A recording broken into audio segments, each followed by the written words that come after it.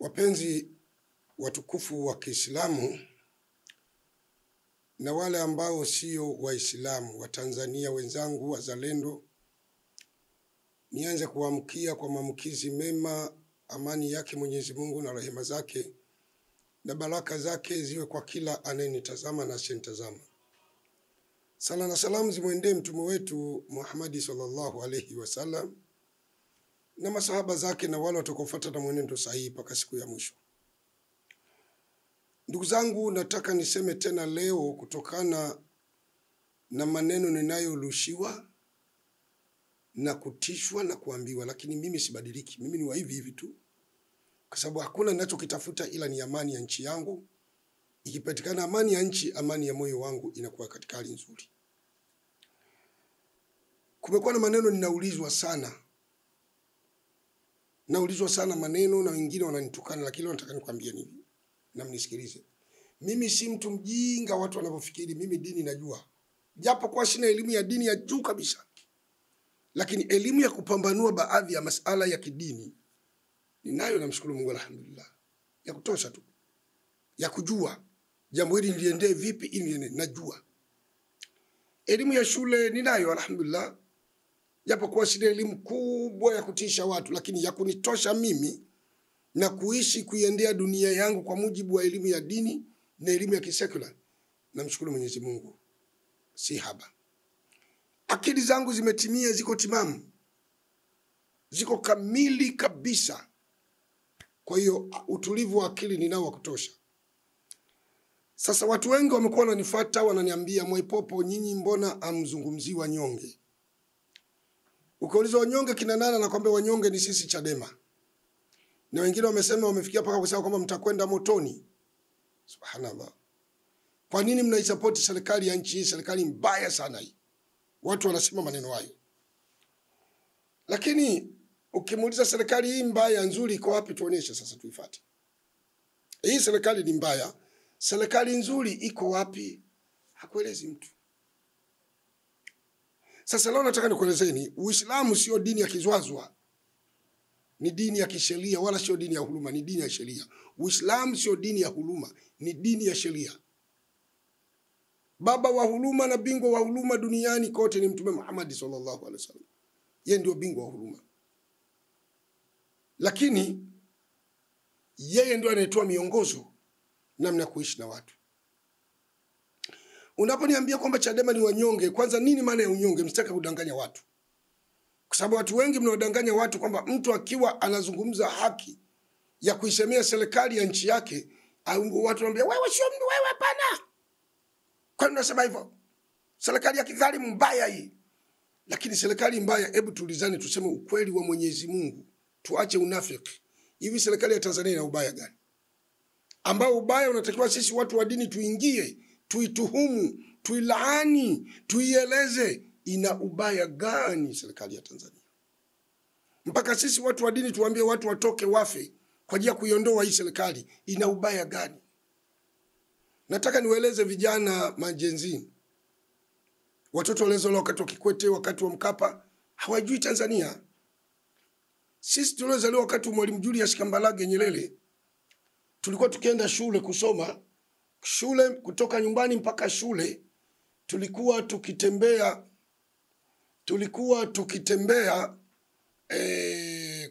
kwenda peke yake na kurudi kilomita karibuni 6 mpaka 7. Kilomita 6 mpaka 7 tulikuwa tukitembea. Wakati ule wa mwalimu tunatembea kilomita 7. Leo ni mwanafunzi gani anatembea kilomita 7, kilomita 3? Yuko wapi? Hata kilomita 2 mwanafunzi yuko wapi? Hiyo kazi amefanya na ni sio serikali? Utaambia serikali na ubaya. Hivi vyuo vikuu vyote tunavyoviona nchini na mabarabara, ni nani aliyejenga? Nataka nikwambie ni hivi vijana mnaotaka kudanganywa. Nani aliyejenga? Ni serikali. Huu umeme wa kudumu mnakaa mnalinga, masaluni mnafungua masaluni, manini mnafungua, yani kila everything mnafanya. Ni nani aliyetengeneza umeme wa kudumu? Ni serikali. Awe kajenga Magufuli ni serikali, awe Kikwete ni serikali ya CCM, ni serikali. Sasa wewe ambaye uko nje ya serikali una chama cha upinzani tuambie wewe ni mnyonge. Unyonge wako kwapi? Hivi wewe Heche utasema wewe ni mnyonge utetewe? Tuzungumze haki lillah. Heche ni mnyonge wewe? Tundu Lissu ni mnyonge? Wakati watoto wa Tundu Lissu wako Marekani, mimi watoto wangu wako hapa. Sasa watoto wangu mimi na watoto wa Tundu Lissu wepo wanyonge? Wanaostahili kutetewa sio watoto wangu mimi? Tundu Lissu unyonge uko wapi alionao? Tundu Lissu kasomeshwa na serikali hii ya CCM wanaoitukana. Tundu Lissu amelelewa na serikali hii ya CCM wanaoizalilisha. Watoto wake wako Ulaya wanakula bata. Mke wa Tundu Lissu yuko Belgium anakula kuku. Aya, utaniambiaje kwamba Tundu Lissu ni mnyonge na asili kutetewa? Atetewe kwa lipi? Kielimu Tundu Lissu amenizidi mimi, ana elimu ya juu. Maisha Tundu Lissu ni mazuri kuliko mimi. Ana uwezo wa kula milo mitatu na kutibiwa popote duniani anapoweza kufika. Utaambia wewe ni mnyonge, ni mtetee? Hebu ongezeni uwezo kufikiri. Hawa wabunge wote walioko Chadema waliomaliza muda wao walioko Chadema, wote walioko Chadema, wale waliokuwa wabunge kipindi kile cha nyuma. Posho walizokuwa wanapokea walikuwa wanaweka mfukoni mwao. Mbunge mmoja anachukua karibu milioni 10 na kitu. Utasema huyo ni mnyonge? Mnyika ni mnyonge? Zile pesa wakienda bungeni wakipokea mishahara wao, walikuwa wanatusaidia nini sisi? Ilisaidia nini Tanzania hela yao? Hawana historia kwamba chama chetu au sisi tunawasomesha watoto maskini. Wako wapi? Bora hata hiyo sisi hiyo serikali. Bora hata hiyo serikali ukweli ni mzuri. Inafanya mambo tunatumia sote na wao Chadema wanatumia. Aya, unyonge wao Chadema mpaka watetewe uko wapi? Aya, bwana John Mnyika ni mnyonge? Mtu aliyekuwa analipwa na chama chake milioni 10 kwa kila mwezi kwa katibu mkuu wa chama, huyo ni mnyonge? Ni mnyonge? Jamani, acheni maneno kwa mnaodanganya watu eti mimi nikimbie kwenda kuambia watu wafe kwa ajili ya Chadema. Siwezi kufanya ujinga huo. Natakayefanya hivyo anadhulumu nafsi yake, na kwa Mungu atakwenda kuchomwa. Atakwenda kuwajibika kwa Mwenyezi Mungu Subhanahu wa Ta'ala. Aya, acha hiyo. Na nimeangalia hata comment kwenye simu, nimeona sana kwamba siasa hii inataka ilazimishwe iende kwa chuki za kidini. Wallahi leo nakwambieni ukweli, kuna watu wana chuki mbaya kwa ajili ya dini. Kwa sababu tu rais Muislamu, inawezekana hili nalo acha tuliseme ndugu zanguni. Sio Wakristo wote, naomba mnielewe. Sio Wakristo wote. Kwa sababu ukisema Wakristo wote tutakuwa tunapata dhambi. Wako Wakristo wanakubaliana na mfumo wa serikali ya Samia Suluhu Hassan. Wako Wakristo wanamheshimu Rais Samia kama rais wa nchi. Tunaona kina Mwamposa, mzee wa upako, kina chungaji maaskofu Malasusa, wanamheshimu rais na kuheshimu serikali.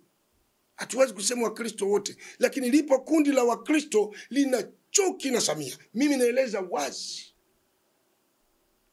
Sasa jamani, tukijenga chuki hizi za kidini katika siasa, hatuwezi kufika popote. Mimi nakuelezeni, fanyeni siasa ya kistaarabu. Msichukie watu kwa sababu ya dini zao au maeneo wanayotoka. Si jambo zuri. Mungu hapendi. Mimi siwezi kukuchukia wewe kwa sababu wewe ni Mkristo nikuchukie. Haiwezekani. Haiwezekani hata siku moja. Hata dakika moja. Alipokuwa Rais John Pombe Magufuli, mimi Mwaipopo nilisimama nilikataa. Ponda alitembea na Tundu Lissu, akawa kishawishi Waislamu waungane na Tundu Lissu. Mimi kama Muislamu nilisimama nilikataa. Nikasema sioni hatia ya Mheshimiwa John Pombe Magufuli kumsaliti mimi kama Muislamu, kumchukia kwa ajili ya dini yake. Hatumikii dini ndani ya nchi, anatumikia nchi ndani ya nchi. Sasa kwa nini tunashindwa kuwa kweli? Ili nimeona bora niliseme. Jambo lingine, watu wamekuwa wakilinganisha maisha ya Kenya na Tanzania. Nimeona jamani, tupunguze hata ushamba. Mimi Kenya nimekaa. Nimeishi Nairobi naijua vizuri. Nimeishi Mombasa naijua vizuri. Na kama mnapinga waulizeni uko naijua. Nimesikia mabwana, najua vizuri hizi nchi. Nimeishi Kisumu. Nimeishi Eldoret, nimeishi Kakamega, nimeishi Nakuru. Kuna mambo wanatuzidi kweli, lakini mambo mengi tunawazidi sisi wa Kenya. Mengi sana. Lakini Watanzania tuna kasumba mbaya. Hii reli ya mwendo kasi, hii reli ingekuwa Kenya, ungeona ndio wimbo wa wanasiasa wote kuisifu Kenya kwa reli ya umeme. Hii reli ya umeme na hili bwawa la umeme vingekuwa vitu viwili viko Kenya, ungeona hata Chadema wanavyoisifu Kenya kwa kutengeneza reli ya umeme. Lakini iko nchini, umwasikia Chadema wanazungumza hata siku moja kuisifu serikali. Ina maana serikali toke imetawale na mabaya tu, haina mema. Alafu sisi ndio wanatulazimisha eti tuungane na wao tuanze kuitukana serikali kwa sababu ya kuwafariji wao. Mimi sifanyi ujinga huo, na nitawataka Watanzania wenzangu wale wenye akili timamu yasikilizeni na uyasema. Kama yana ubaya kuna sema nimekosea, niambieni. Swala la kuteka watu, wamekuwa wakiniambia Mwaipopo hapo mbona uzungumzii kuteka? Nizungumzia kuteka. Mimi nani katekwa? Dini haiendi kwa hisia. Mimi kama kiongozi wa kidini siwezi kuzungumza kwa hisia. Nani aliyetekwa ndiyo yupo fulani. Mtekaji yuko wapi? Usinilazimisha mimi nikatoa judgment ya uongo, na muogopa Mungu. Ukiniambia serikali imeteka, ninao ushahidi. Mungu katukataza sio Waislamu kuzungumza vitu ambavyo hatuna ushahidi navyo. Sina ushahidi, ila naona kwamba watu wametoweka. Kama una ushahidi wewe, ushahidi wa mada kesi, sio kuleta hapa kwenye YouTube. Peleka mahakamani. Nenda karipoti, kuna vyombo husika, peleka polisi. Polisi wataangalia, wataandaa shtaka. Aya, twende swali lilotokea jana. Angaliani wa Tanzania, tunavyodanganywa na watu. Yuko mtu anaitwa Alfred Polepole. Polepole alikuwa akitoa vipindi, anajiposti, anayezungumza serikali kwa mabaya tu. Anayo haki ya kusema yale aliyosema, mimi siwezi kumwingilia. Yeye atajua yeye na Mungu wake. Alikuwa na posti Insta yake limefungiwa nasikia. Lakini Polepole huyu, baadhi ya washabiki wake walikuwa wanasema yuko nje ya nchi. Anapokuja ndani ya nchi lazima vyombo vingejua, na yeye angeonekana. Na angeonekana vipi? Kwa sababu hawezi akaja nchini akaluka tu rudi mpaka nyumbani kwake. Lazima apite pale airport. Na airport ukipita kuna uhamiaji pale, immigration, kuna polisi wa idara ya uhamiaji. Ukifika lazima wagonge. Sasa kama recording yake inabaki pale, kama mtu anasema Tundu Lissu Polepole yuko hapa, aende pale kaulize watu wa uhamiaji, Polepole aliingia lini? Mnapata shida ya bure. Sasa nashangaa amezuka mtu anasema yeye ni kaka yake Polepole. Nataka, mimi sio msemaji wa serikali, sio msemaji wa CCM, lakini mimi nasema na hapa kwa dini ya Mungu, mimi ni mzalendo. Na Mungu anajua uzalendo wangu. Na Mungu anaona ninachokisemea. Wala sida na mtu yoyote, sina chuki na mtu yoyote, lakini taifa kulibeba, kusacrifice maisha yetu kwa sababu ya nchi ni jambo la maana sana. Si tuna watoto jamani nchi. Tuna wazazi wengine wamebaki nchi. Tuna wajukuu. Tuna ndugu jamaa na marafiki wako vijijini hadi zao. Mungu ndiye anayejua za afya. Leo tuzuka kukimbizana, tutaishije sisi? Kaka yake anaitwa Agustino Polepole, amejiita yeye, mimi sijui kama ni Agustino Polepole kweli. Anasema kwamba kwanza Polepole kawekewa chipu na wazungu. Angaliani tu haya maneno, tutakujua ni maneno ya kihuni, ya hovyo kabisa. Aya, hiyo chipu anawekewa ya nini? Na maana alitumwa na wazungu kuja kufanya vurugu nchini. Ndio maana akawekewa chipu. Hapo tuanze kuulizana, la kwanza. La pili, kama unajua Polepole alikuwa hapa, kwa nini ukwenda kutoa ripoti polisi kwa maneno alikuwa akiyafanya? Kwa nini wewe kama kakake usimkanye na ulijua yuko hapa? Kwa nini wewe usiende kumfuata ukamwambia bwana mdogo, unapofanya sivyo? Mtu anayepokea mshahara zaidi ya milioni 20, analipwa na serikali, anakula bure, analala bure, anarudi anaitukana serikali hiyo. Wewe kama kaka yake mwenye akili timamu, kwa nini ukwenda kumkanya ndugu yako? Jambo la tatu, unasema aliyekwenda kutekeleza tukio hilo ni Mafwele. Angalia na maneno ya uongo. Ndugu zangu, acheni kuchukia watu bila sababu. Mnapata dhambi. Na mnachokifanya kutuchonganisha sisi na vyombo vya dola. Mnatuchonganisha sisi na dola. Unasema kwamba Mafwele ndo alienda saa 8. Wewe ulikuwa hapo wakati Mafwele amekwenda kumkamata Polepole? Wewe ukuwepo saa 8 usiku. Mnasema mlango umevunjwa. Wamekuja wamemkamata. Kina nani wasema waliongozwa na Mafwele? Una ushahidi kwamba ni Mafwele? Alafu mimi mtu wa dini na akili yangu timamu nikasimame kusema eti Mafuele unateka watu. Hivi hataki akili tu ya mtoto wa darasa la 7 inaingia akilini? Ndugu zangu, hata akili ya mtoto wa darasa la 7 inaingia akilini kweli? Kwa hiyo mimi ningeomba vyombo vya ulinzi na usalama vianze na kaka yake Polepole. Kama kweli ni kaka yake yupo, akahojiwe, atusaidie Polepole alipo, kwa sababu hata polisi wanamhitaji, akatoa ushirikiano kwa yale aliyosema kwamba Magufuli ameuawa, akatuonyesha aliyetuulia rais wetu. Aende. Kwa sababu hatuwezi kuwa na watu wa namna hii katika nchi. Alafu kama nyinyi ni kwa kweli watu wa Chadema, mbona wanapotukana viongozi wa nchi yetu hamtaki kuwakemea? Anatukanwa rais, vinatukana vyombo vya ulinzi na usalama. Nyinyi kwa nini hamvikemei? Unajua kuna vitu mngekuwa mnaonesha hata ule uzalendo, ubinadamu, utu, kuthubutu. Sasa Mwaipopo akiagusa haya, mnasema Mwaipopo chawa, wewe chawa, mimi acha chawa, semeni Kiloboto kunguni. Kwa kweli siwezi kuacha kusema, abadan. Siwezi kuacha kusema, abadan.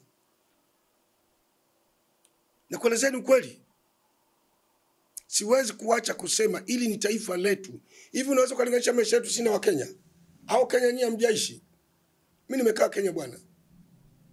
Katika wa Kenya 100 ukikutana nao barabarani, anayekula milo 3 katika wa Kenya 100 utapata ni watu 30. 70 wote wanakula mlo mmoja la kama moja. Mimi nimekaa Kenya. Ila kwa Kenya watu wenye uhakika wa kula milo 3 ni watu wa aina 3, tabaka 3. Ukimwona mtu anakula milo 3 Kenya, anapata breakfast, anapata lunch, anapata na dinner, basi ni Msomali, Muhindi na Mwarabu. Wengine wote la kama moja. Labda naye baki kidogo wa Kikuyu wale ndio waliwahi, ndio matajiri wachache wa Kikuyu kidogo. Lakini wengine 90% ya Wakenya kama Wakenya ni la kama moja. Tena la kama moja ukimkuta anakula hiyo lunch ni usima, ugali ule wa dona ule wa sima na sukuma wiki ambayo imewekwa mafuta kolia tu pachu mdomoni. Na chupa la maji ya kisima.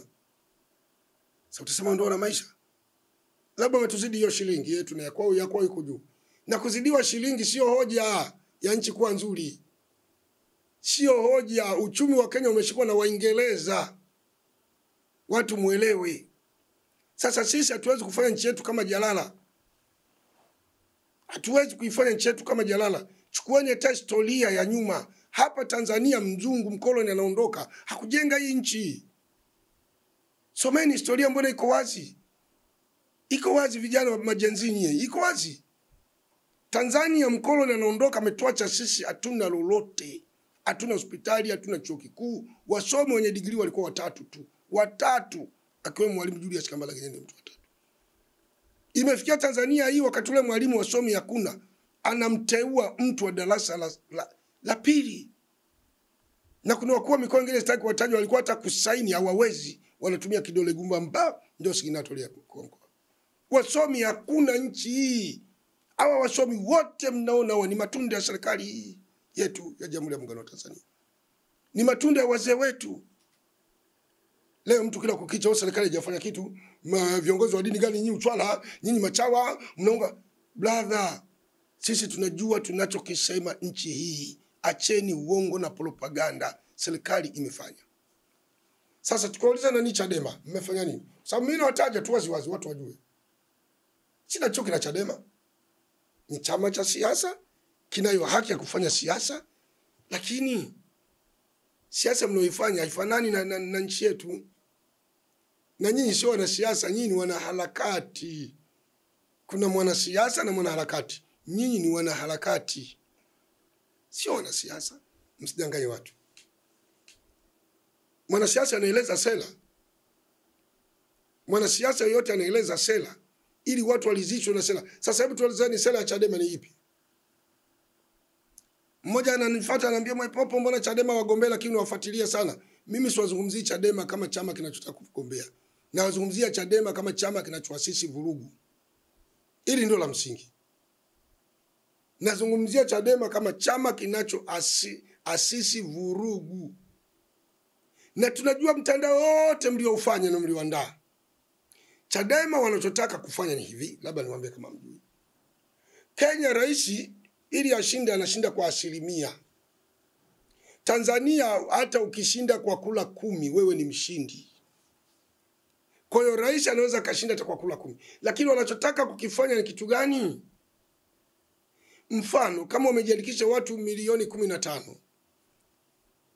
Wao wanataka wajitahidi waziwie watu wasiende kupiga kula, wajitokeze watu milioni 5. Rais atakuwa ameshinda, ni kweli.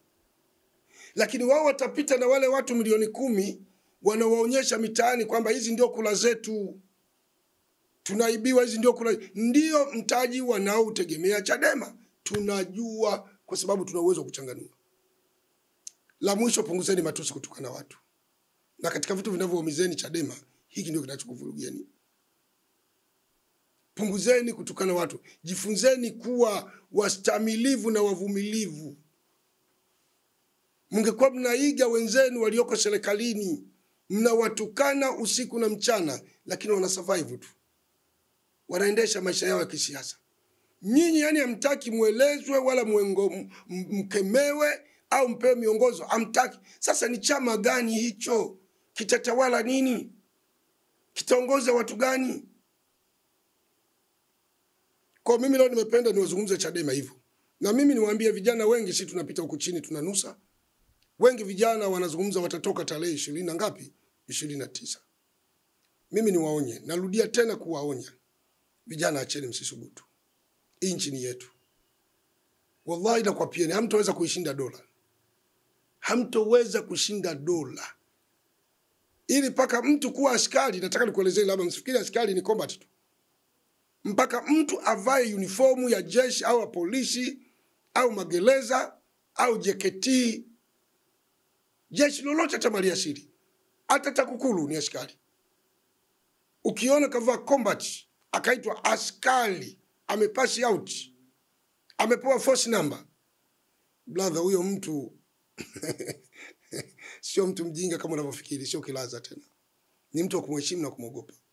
Hata akiwa mtoto wako akishavaa zile combat tu, ni mtu wa kumheshimu na kumogopa sana. Ni mtu wa kumheshimu na kumogopa sana. Ni watu walioiva. Na mazoezi yote wanayofanya askari wote duniani sio kwa ajili kupambana na wanyama, ni kwa ajili kupambana na watu wanaokaidi kanuni na taratibu za kinchi. Sasa mimi nakuonyeni sote tu wa Tanzania tumeishi taifa hili kwa amani, kwa kusaidiana, kwa kusikilizana. Acheni. Waswahili wanasema sikio la mbuzi halisikii mpaka liko kwenye chungu. Ni kauli ya Waswahili wanasema. Waswahili wanasema sikio la mbuzi halisikii mpaka liko kwenye chungu. Linatokota. Sasa haya nao kuelezeni, mtakuja kuyakumbuka, hali ni ngumu sana kwenu. Wengine mtapata vilema vya kudumu. Na serikali, ndugu zangu, wadogo zangu, kaka zangu, haiondolewi kwa maandamano duniani, wala haiondolewi kwa kuasi polini duniani. Ingekuwa maasi ndio yanaondoa serikali, Kongo ingekuwa imeshaondoka serikali ya Tshisekedi. Lakini paka leo miaka 15 karibuni M23 wako polini. Tshisekedi anakula bata Ikulu na mkewe na watoto na wasaidizi wake wote, na mambo yanakwenda. Na watu wanalipwa mishahara na kadhalika. Itakuja kwa Tanzania? Itakuja kwa Tanzania? Kwa mimi nichukue nafasi hii kuwashauri, sio kuwakanya, kuwashauri wa Tanzania wenzangu. Jitokezeni mkapige kula. Nendeni mkapige kula. Kula ni haki yetu ya kimsingi. Na ni haki yenu ya kimsingi. Na ni haki ya kila Mtanzania. Msidanganywe na watu wa Chadema. Wenzenu wanapewa mapesa kule Ulaya. Ndio maana kila siku mnaona wako mahakamani. Wako mahakamani na kamera, wanahangaika na makamera, wameshaandana waandishi wao wa habari, wana watu wako Ulaya wanamiminia mapesa. Wana mapesa yanatoka Ulaya. Watu wanajenga majengo Bagamoyo, majengo ya kitajiri. Msifikiri watu hatuna akili. Kwa mimi ni waonye wa Tanzania, tuweni wazalendo. tubebe nchi yetu katika nafsi zetu, nyoyo zetu. Na hata ukiwa Muislamu uwe nani, dini bila uzalendo sio dini. Chuki zenu dini za kikabila, chaneni nazo. Mchukieni adui anataka kuichoma hii nchi. Kabisa kabisa. Kabisa kabisa, mchukieni. Mtu anataka kuchoma Tanzania, mchukieni. Mimi nawashukuru sana, Mungu awabariki. Mwisho wa kipindi ndio mwanzo wa kipindi. Usiache kusubscribe, comment, kulike na kushare. Kwa hiyo mambo ya kinchi ni mambo mazito, yanahitaji uzalendo. Na nimalize, mtu mmoja akasema wewe hatukuelewi, wewe ni shekhe au mhubiri au muuza dawa. Ngoja labda nikuchambue kidogo, kwa nimesahau. Hapa na Lost. Labda nikuelezeni kidogo. Kwanza, kwa kanuni ya dini yoyote duniani, tiba inakubali. Kwa dini yetu sisi kama Waislamu, tiba imekubalika. Sisi kama Waislamu, tiba imekubalika. Jambo la pili, mimi ni mhubiri wa dini, tena mhubiri wa ngazi za juu wa kimataifa, international preachers mimi. Na duniani kote nimetembea kwa kazi ya Mungu. Kwa hiyo ndio kazi yangu. Swala la kupromote mafuta sio dhambi, au kutangazia dawa sio dhambi. Bado napata thawabu kwa Mungu kwa sababu nawaponyesha watu maradhi. Sasa jambo gani ndugu yangu linalokukera? Ila ningekuja hapa kutukana na serikali, kudhalilisha nchi yangu, ningeonekana mwanaume wa shoka kweli kweli. Angalia mlivyokuwa watu wa ajabu mimi. Mimi siwezi kufanya mambo ya kipuzi, mimi mtu mzima bwana. Mimi mtu mzima na kwenda miaka 60 sasa. Sasa nikakaa nakaa kwenye vyombo vya habari na lopoka maneno ya ovyo ovyo tu ya kutukana na watu, kudhalilisha watu. Mimi si mtoto mdogo bwana. Hivi kwa akili ya kawaida tu, ukimwona IGP na gari zuri, wewe leo inakuuma. Na wewe ungesoma ukafikia kwa IGP, kwani kuna shida? Kila mmoja anapewa riziki kutokana na sehemu alipo na kazi anayoifanya. Tujaribu kidogo kuongeza akili. Ukimwona mkurugenzi wa usalama na gari zuri, leo inakuuma. Na wewe ungesoma ukafikia ngazi ile. Ukimwona mkuu wa majeshi na wewe ungesoma ukaingia jeshini ukahenya. Wanafikia kwa mkuu wa majeshi kaingia hivi kienyeji tu. Na chips kavu anakula chips kavu. Ndio akapelekwa kwa mkuu wa majeshi.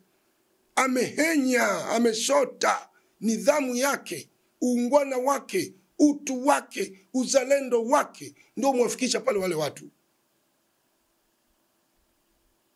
Wewe unaweza fikiri waziri mkuu kafika pale kwa kutaka? Mungu ndio kamfikisha pale na uzalendo wake. Kuna mamlaka, just nabaki ni wivu tu wa kijinga mitaani na ulafi na uchoyo binafsi. Ni wivu tu. Wivu ndio unaotusumbua Tanzania, wivu. Sio wote. Wako Tanzania wana akili nzuri kabisa. Na wana uwezo mkubwa kufikiri na kuishi na watu. Lakini kuna kagenge kadogo kana wivu. Sasa mimi nikuulizeni hivi, kwani maisha anaoishi Heche ndio sawa anaishi na Chadema wa chini huko? Privilege anazipata John Heche ndio anazipata Chadema kawaida wa chini mbeba bendera? Heche ana ulinzi, Heche ana gari zuri, Heche ana maposho ya mafungu ya fedha yanakwenda kwake. Si kiongozi? Mbona msemi? Privilege anazipata mwenyekiti wa Chadema ndio sawa anazopata mpiga debe kwa chini. Vipi nyinyi? Mbona nyinyi kwa msemi? Nyinyi mbona msemi? Katibu mkuu wa Chadema anachukua zaidi ya milioni 10. Mshahara wake alikuwa anakula milioni 10, sijui hivi sasa wamesimamisha maokoto yao. Mtu wa chini huku, katibu wa mtaa wa Chadema au katibu wa tawi anapewa hata milioni 1. Mbona nyinyi hamsemi? Ila serikali kilipo watumishi wake inavyotakiwa, mishipe na kusimameni. Acheni wivu. Fanyeni siasa za kistaarabu. Mimi simziwi mtu kufanya siasa, sina mamlaka hayo, sina uwezo huo, wala sina shida na siasa ya mtu. Lakini acheni visokolo kwinyo. Mna roho mbaya. Na ndio maana Mwenyezi Mungu anakunyimeni hata utawala. Roho zenu mbaya. Mna kisokolo kwinyo. Mnataka nyinyi tu muonekane.